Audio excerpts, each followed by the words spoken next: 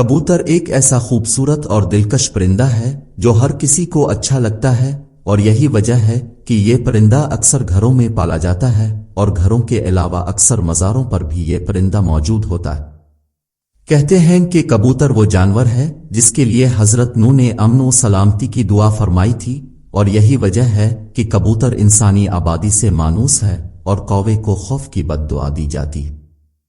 یہی وجہ ہے کہ کوا انسانی آبادی سے ہراساں رہتا ہے، اسی وجہ سے لوگ آج تک اسے منحوس سمجھتے ہیں۔ آج ہم آپ کو یہ بتانے جا رہے ہیں کہ گھر میں کبوتر پالنا کیسا ہے، اور یہ کہ کبوتر بد دعا کب دیتا ہے۔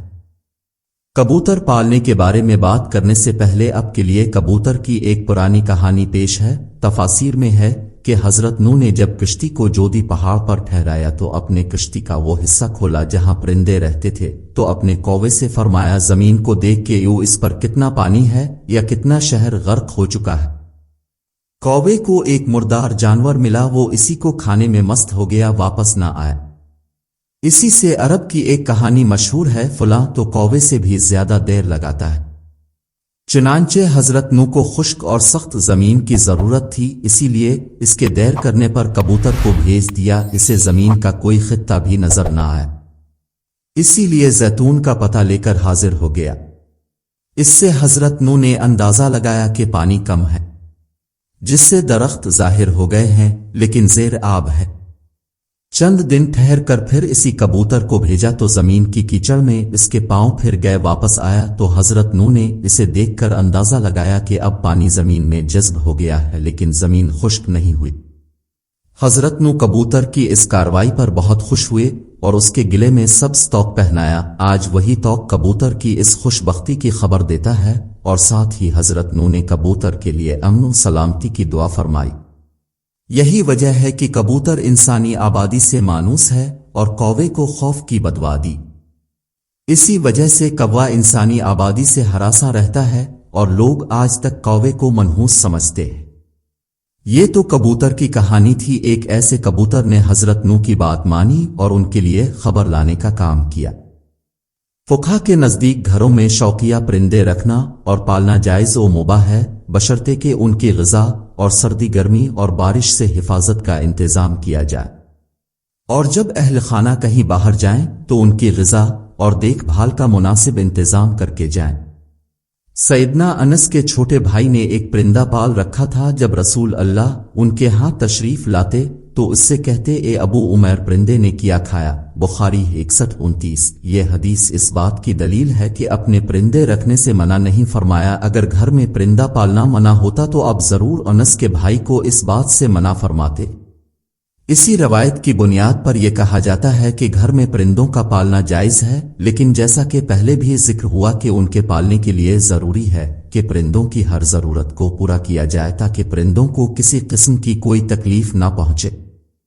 چنانچہ کبوتر بھی ایک پرندہ ہی ہے، اسی لیے کبوتر کا گھر میں پالنا درست ہے۔ یاد رہے کہ پرندوں کو ستانے کے بارے میں ممانعت ہے، جیسا کہ ابو داؤد میں حضرت عبداللہ بن مسعود کی روایت کردہ ایک حدیث میں کبوتر کا ذکر ہے، جس میں کبوتر اللہ کے رسول کے سر مبارک پر منڈلا رہا تھا اور اپنی زبان میں شکایت کر رہا تھا کہ کسی نے اس کے گھونسلے سے انڈے اٹھا لیے ہیں۔ حضور نے صحابہ میں اعلان کیا اور ایک صحابی نے انڈے اٹھانا قبول کیا تو انہیں حکم دیا گیا کہ وہ گھونسلے میں انڈے واپس رکھ دیں۔ تو اس روایت سے معلوم ہوا کہ پرندوں کو ستانا ناجائز ہے، اور پرندوں کو ستانے سے اسی لیے روکا گیا ہے کہ پرندوں کی بد دعا لگنے کا احتمال ہے، اور چونکہ کبوتر بھی ان پرندوں میں شامل ہے جو کہ انبیاء کا پسندیدہ رہا ہے، اسی لیے اگر کبوتر کو ستایا جائے گا تو کبوتر بھی بد دعا دے سکتا ہے، لہذا کبوتر کو ستانے سے اجتناب کرنا چاہیے۔ کبوتر کے حوالے سے آپ کو بتاتے ہیں کہ اسلامی تعلیمات اس کے بارے میں کیا کہتی ہیں۔ احادیث میں ہے کہ گھریلو کبوتر خدا کو بہت یاد کرتے ہیں، اہل بیت کو دوست رکھتے ہیں اور صاحب خانہ کو دعا دیتے ہیں کہ اللہ تمہیں برکت دے۔ کسی شخص نے رسول اللہ سے تنہائی کی شکایت کی تو ان حضرت نے فرمایا کہ ایک جوڑا کبوتر کا پال لے۔ جعفر فرماتے ہیں کہ کبوتر پیغمبروں کے پرندوں میں سے ہے، کبوتر گھر میں رکھو، چونکہ حضرت نوح نے اس کو پسند کیا ہے اور دعا دی ہے کہ کسی پرندے پر اتنا پیار نہیں آتا جتنا کبوتر پر آتا ہے۔